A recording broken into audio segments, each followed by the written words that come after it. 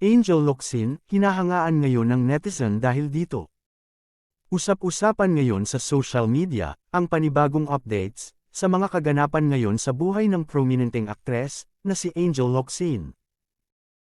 Sa isang interview, sinagot ng best friend nitong si Dimples Romana, ang ilang katanungan tungkol sa aktres. Hindi naman kaila, nalagpas isang taon nang walang paramdam sa social media, at hindi nagpapakita sa publiko si Angel, kaya naman maraming fans ang nakakamiss dito, at hindi maiwasang mapatanong kung kamusta na nga kaya ito ngayon. Madalas mang-aktibo ang mister nitong si Neil Arce sa social media, pero makikitang ni anino ng aktres, ay hindi namamataan ng mga fans.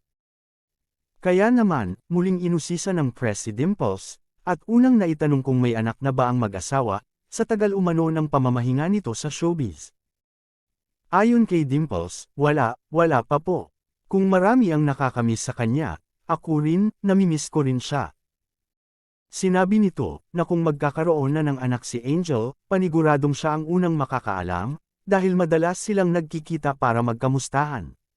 Marami rin ang nag-aalala sa kalagayan ng aktres, lalo na at nagkaroon ito ng sakit, na siyang dahilan, ng bigla ang pagdagdag ng timbang nito. Pero pagtitiyak ni Dimples, na maayos ang kalagayan ng kanyang kaibigan, at masaya ito sa kung anong meron siya ngayon. Okay naman po siya, very happy siya. I saw her, she felt very light. Nagkukulitan kami, kumakain kami together. Nakikita niya ang mga bata, kasi kapag nagkikita kami, dinadala ko yung kids ko.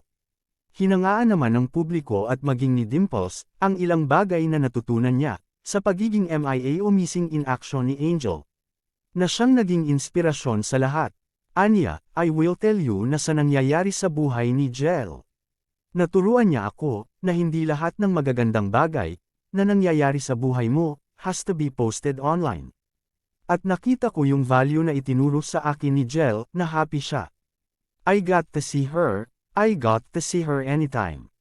Dagdag niya pa, she doesn't hold her phone. She doesn't reply to anybody. I'm sure kahit kay Nilian.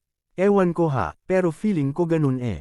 Kasi she detoxified herself from social media. Alam mo ang galing niya. Kasi for the longest time, she's been under the magnifying glass. Kaya naisip ko, oo nga no, pwede tayong maging masaya na hindi lahat nakapost. Dahil dito, unti-unti na umanong ginagawa ni Dimples ang mga natutunan niya kay Angel. Lalo na't nakita niya ang malaking benepisyo, at magandang resulta nito, sa kanyang personal na buhay. Sa huli, pinatunayan din ito, kung gaano kaganda ang epekto ng social media detox kay Angel. Gusto ko yung ganun siya, kasi ang ganda ng effect sa kanya. Kapag nakita niyo siya, yung face niya maaliwalas, saad nito. Agree ka ba rito? Ano ang mensahe mo sa buhay na tinatahak ngayon ni Angel Locsin?